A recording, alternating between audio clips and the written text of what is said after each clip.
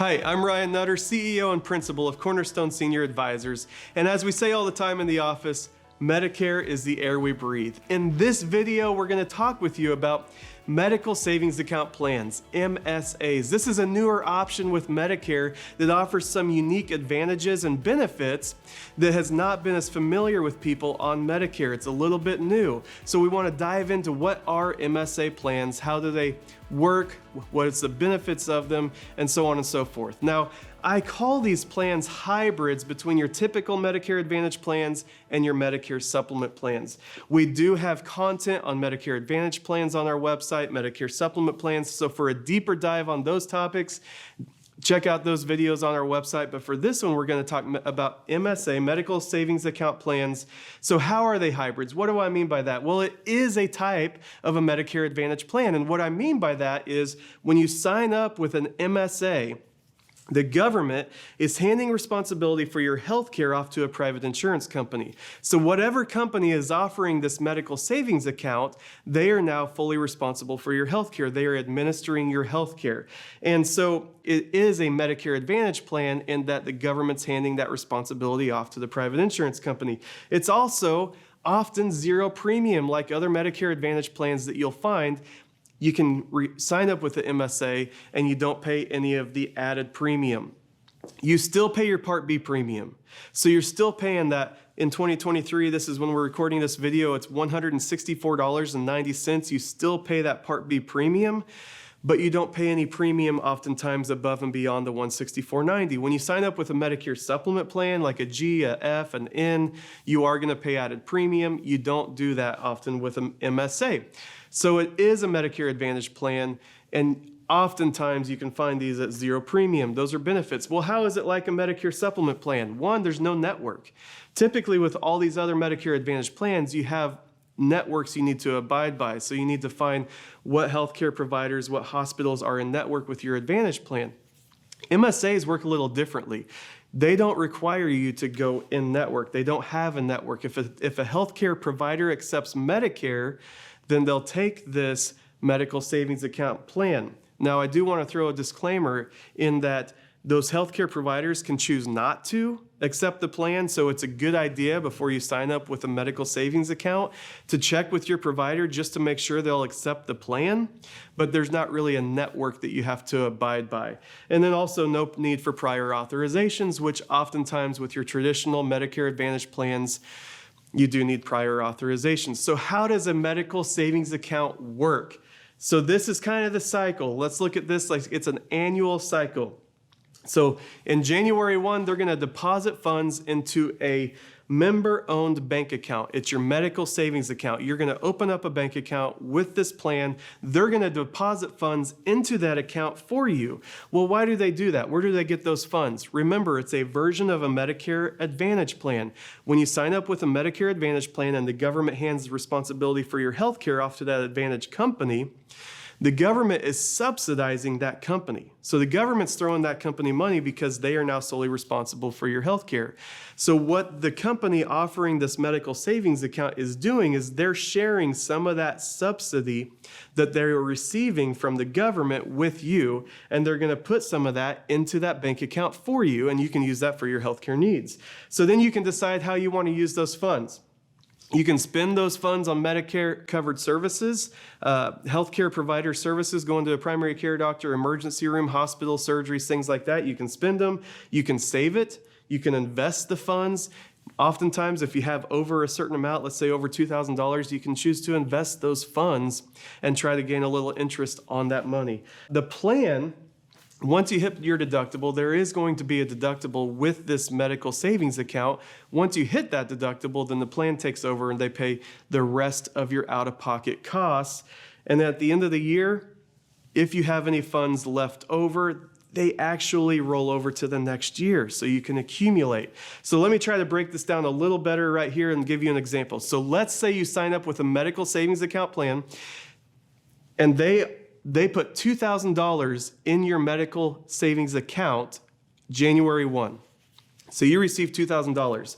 Let's say the plan has a deductible of $5,000. So your potential responsibility is the difference between the two, which is $3,000. So you have $2,000 on the plan. So what that means is if you go to a healthcare provider, this is important to understand this process.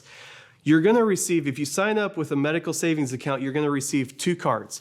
Your health insurance card and a debit card tied to your medical savings account. So when you go to a healthcare provider, you're going to always give them the health insurance card first. They will file that claim with the company you've signed up with. The company comes back and says, this is how much Medicare allows you to bill for the service. And then they send you that bill for whatever that amount is. You can use the $2,000 on your card in the bank account to pay for that claim. So if you go for a year and let's say you use $1,000 on that card in your bank account that year, well, at the end of the year, you still have $1,000 left.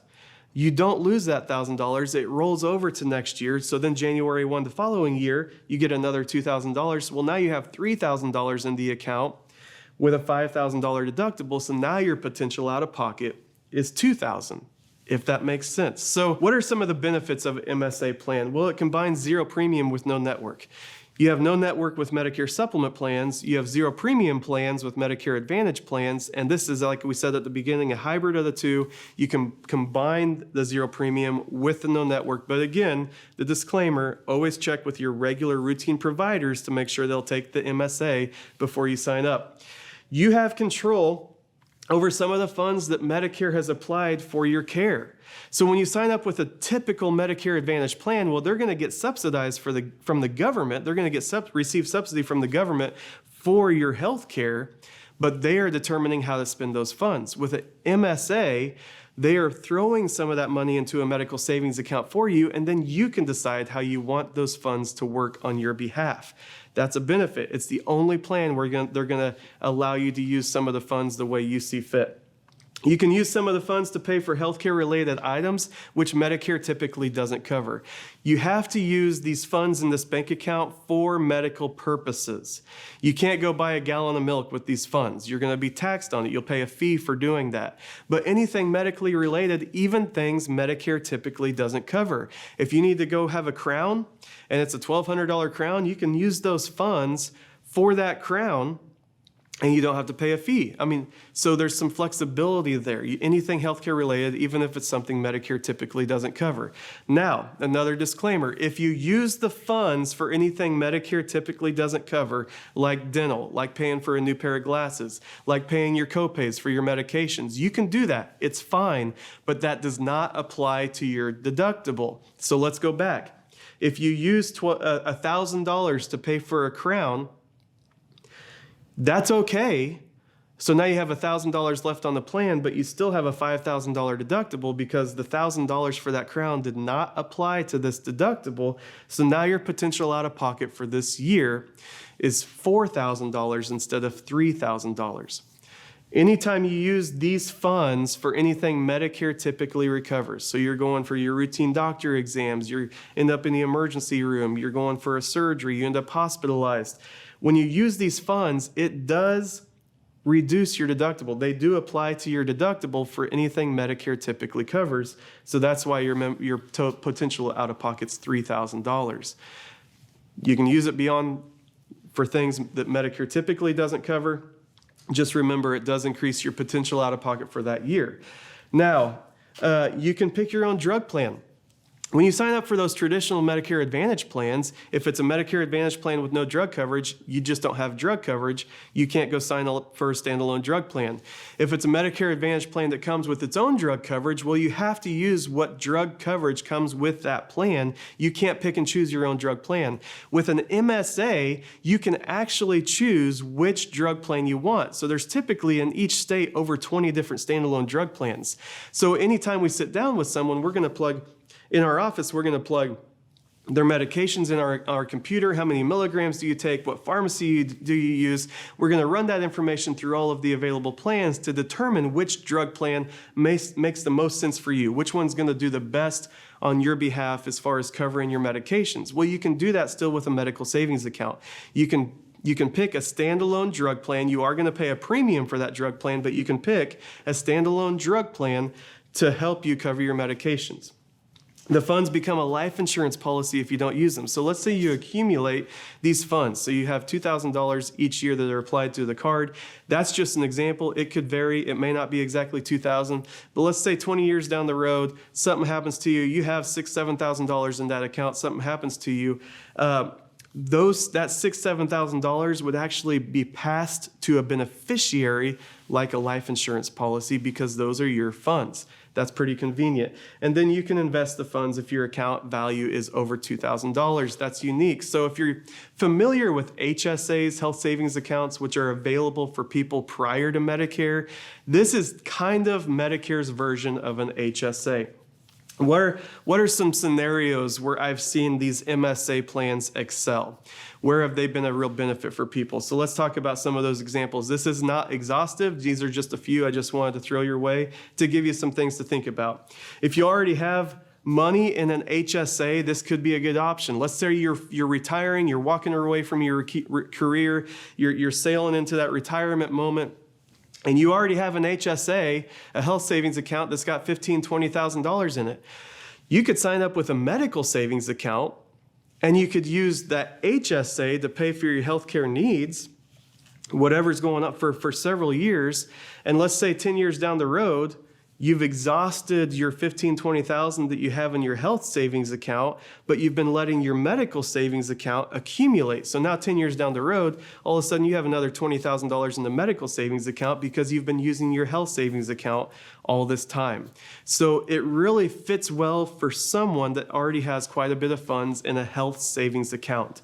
Also, if you like the idea of zero premium without having quality Medicare Advantage prescription drug plans in your area.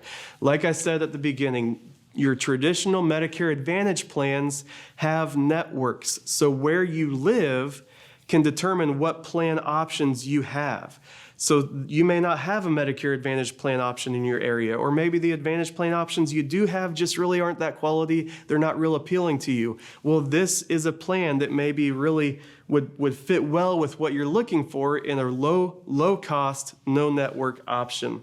If you prefer to have more control over the money that Medicare has earmarked for you. So like I said before, you can decide if you want to spend that $2,000, if you want to invest it, if you want to save it, let it roll over. I've had clients that have decided to just pay some of their costs for their doctors out of pocket just because they want to save that money and let that roll over year by year. You can do that. You have control over those funds that are earmarked for you.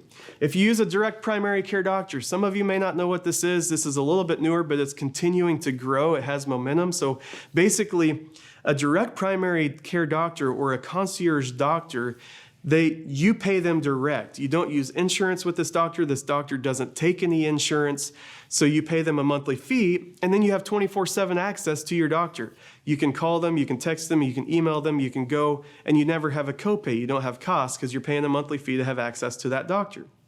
This MSA works really well with direct primary care doctors. You can use even, let's say that doctor charges you $1,000 a year to use their services. Well, you can even use the funds deposited into your medical savings account for that $1,000 you're paying that doctor, and you're not going to be penalized for it. It's a great option for people that use direct primary care. But I do want to mention that's something Medicare typically doesn't cover. So if you use your funds for a direct primary care doctor's fee, it doesn't go towards your deductible. So just be aware of that. And then also, if you've been on Medicare for a while, you have a Medicare supplement plan, and let's say that Medicare supplement, you're paying $250 or more, $300, $350, however much you're paying a month for that Medicare supplement plan, well, give us a call, because first of all, we could probably cut your costs down significantly if you're able to health qualify and move to another Medicare supplement. If you're not able to health qualify moving to a different Medicare supplement, well, this may be a good option because you're going to cut your costs down significantly if you have a zero premium MSA plan available in your area and you still have no network. So if you're paying $250 a month, well, that's going to work out to $3,000 a year you're paying in premium anyway. So if you have a medical savings account, maybe you save money because you don't spend all that $3,000 that you're responsible for. But at the very worst, if you did end up having to pay your responsibility and end up spending that $3,000, you're already paying that anyway with your Medicare supplement plan. Hopefully that makes sense, but it could be a good option if you've been stuck on a plan because of health questions and issues with underwriting. The premium keeps going up. Maybe we could look at MSA plans that are available in your area. When can you enroll in MSA? It's a little bit unique. You don't have all the enrollment periods that your traditional Medicare Advantage plans have. You have two options, two chances to enroll in a medical savings account plan. Your initial enrollment period, IEP. That means when you're first going on Medicare, you're first retiring, you're first signing up for Medicare, your Part B effective date. Based on your Part B effective date, you can enroll in this medical savings account plan. The other option is the annual election period, which is October 15th through December 7th. You can enroll in a medical savings account plan during the annual enrollment window at the end of each year. Those are your two options. You cannot use that open enrollment window January 1 through March 31st, when you can make a one-time like-for-like change with Medicare Advantage plans. You don't have that as an option to you. You have these two windows. You can't even use a special enrollment period window. So if you're moving out of state or you're moving into a state with medical savings account plans available to you, and you have a Medicare Advantage plan, so you need to change things up or switch, you actually have to wait for the annual election period. You can't use special enrollment period windows to enroll in medical savings account plans. This was quite a bit of information. I hope it made sense. It's a little bit new and unfamiliar, so hopefully you are able to track with this video. But I do want to mention, if you have more questions, if you want a dialogue, please give us a call. Just call us today, 316-260-3331. I'd be more than happy to answer any questions that you may have with these medical savings account plans. Also, if you'd like a free copy of my book, Medicare Made Simple, where we dialogue on these medical savings account plans. We have a chapter devoted to these plans. So maybe it would be helpful for you to read and look at charts that I have in this book and make notes in this book. Call us and we'll send you a free copy. We're going to break down all kinds of things in this book. What's Medicare? What's Medicare Advantage? What's Medicare supplement plans, drug plans, medical savings account plans? We dialogue on all these things. We try to break them down for you in a very simple way so you can really make an informed decision on your health care. Give us a call. We'll send you a free copy of this book, 316-260-3331. I hope this video was helpful. Please don't hesitate to reach out, and thanks for watching.